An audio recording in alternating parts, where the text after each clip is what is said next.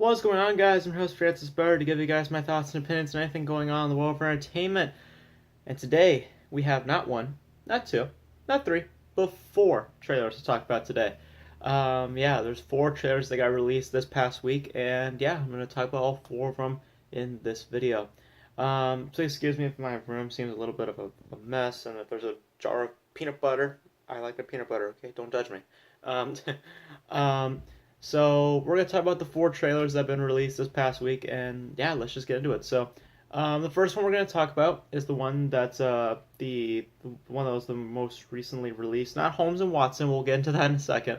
Talking about X-Men Dark Phoenix. The first trailer, the long-awaited trailer for X-Men Dark Phoenix, has finally been released online. They also released a poster as well, and they also released a new release date for the film a day after the trailer came out. So the movie will not be coming out on Valentine's Day next year. It will be coming out now on June 7th, 2019. Same thing, Alita Battle Angel got pushed to Valentine's Day. And what's the other film? Gambit is not coming out like in March 2020, which we know a lot about Gambit. We know that film's probably not going to be happening anytime soon. But X-Men Dark Phoenix, the trailer was okay. I gotta say, it was okay. There wasn't too much that really stood out to me in the trailer. There were a few shots that I thought were pretty interesting. I think some of the shots with Jean Grey, so showing a little bit of her powers, I thought were interesting. I hated the music in the background. Gotta be honest, I didn't like the music at all in the background. It just felt kind of like a vampire goth type setting, and I didn't really like that. It just felt kind of odd to me. Well, not goth, but like this very, I don't know how to describe it, like vampire-y type setting. This I don't know. The setting, the background music didn't work for me. Um, the Everyone else seems like they're doing good. Like James McAvoy's there, Michael Fassbender's there, Jennifer Lawrence is back. My only thing that I am hoping for Dark Phoenix is that less Jennifer Lawrence, more Sophie Turner as Jean Grey, because this film is about Dark Phoenix. I want to know a lot about her. I want to learn a lot about Jean Grey, her character, what she's going through. But as it is, it's okay. I wasn't so thrilled from the trailer. There, as I said, there were some certain shots that got me, like the Jean Grey stuff was pretty cool. But other than that, I just didn't really care for it. So hoping that the next trailer is good. So we'll see what happens. I mean, those are my quick thoughts on the X-Men trailer. It's all right. It's all right. Didn't do too much for me. It's not great, but it's also not bad either. It's just right there in the middle. Alright, now the next trailer I want to talk about is the official trailer for Bumblebee. They brought out two trailers, actually. There's an official trailer and then there's an international trailer which shows off a bunch of new footage. But I'm mainly going to touch on the official trailer. I gotta say, I'm getting more and more excited for this, because the first trailer I was very much intrigued, because it's a brand new setting, brand new director. The designs look simpler. That's was one of the complaints I've had with the Transformers films, is that the designs have been always so complex, and now that they're a little more simple, that's great.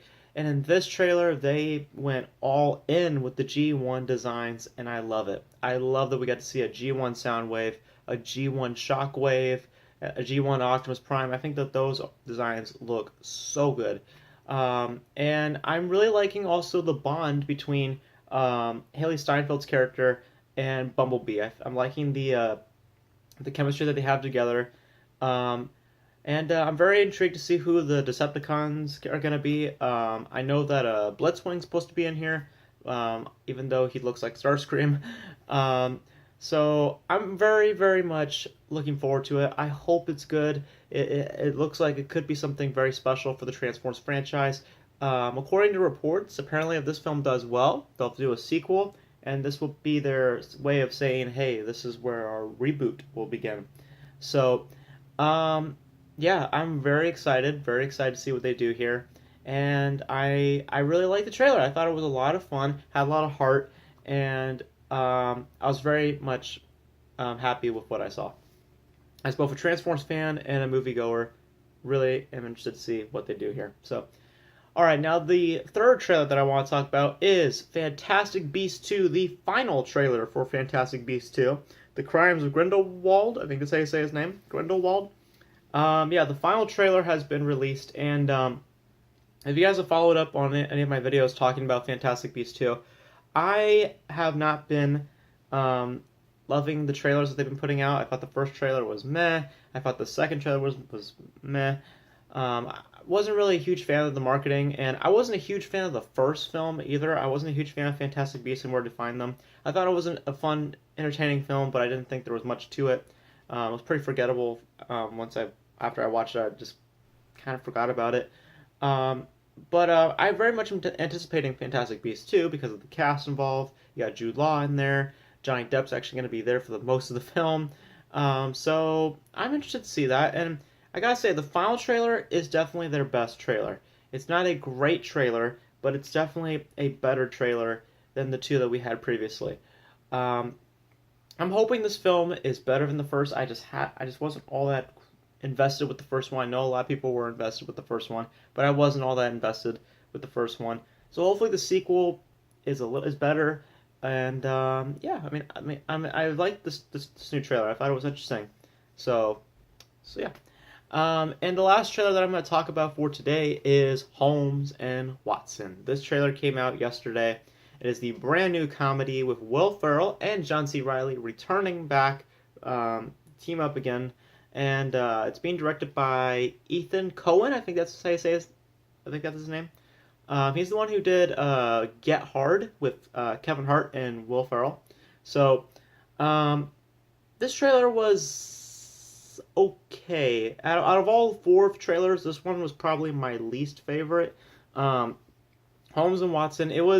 I think the concept is very interesting. I know that Will Ferrell and John C. Reilly have been wanting to make this movie for a very, very, very long time. I just think that the jokes are a little outdated. Like the whole no shit Sherlock joke, that's been played out so many times. The selfie thing was that didn't work for me. The only joke that worked for me was when John C. Reilly was shooting all those bees. I thought that was a little bit funny. But I don't know. I don't know. The trailer didn't really wow me. Will Ferrell. I'm not saying that Will Ferrell or John C. Reilly have lost their touch. I don't think so. They've done some really good comedies. Like I said, like the stuff that they did together was hilarious. And from Will Ferrell's end, just from Will Ferrell alone, I really love some of his comedies. I love The Other Guys. I love Anchorman, Elf. I love all those movies. I think those are great, great comedies.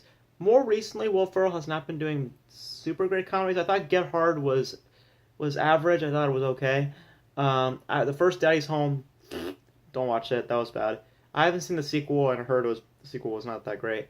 But Holmes and Watson, I think that this could be a very clever comedy. I think there's a lot of opportunity here to make it a clever comedy, and maybe it'll be something like Jumanji. Maybe this will be a film that nobody had any thoughts would be a good film, and surprisingly it ended up being a fairly decent comedy. Because last year when Jumanji: Welcome to the Jungle came out, nobody, from what I heard, was anticipating this film to be even remotely good. And, well, generally speaking, everybody pretty much likes Jumanji: Welcome to the Jungle and thought it was good. So maybe Holmes and Watson will do the same thing. So here's hoping, because I really like that pair up with Will Ferrell and John C. Reilly. And I think that that's what's ultimately going to, this movie's going to rely on the most, is the chemistry between Will Ferrell and John C. Reilly.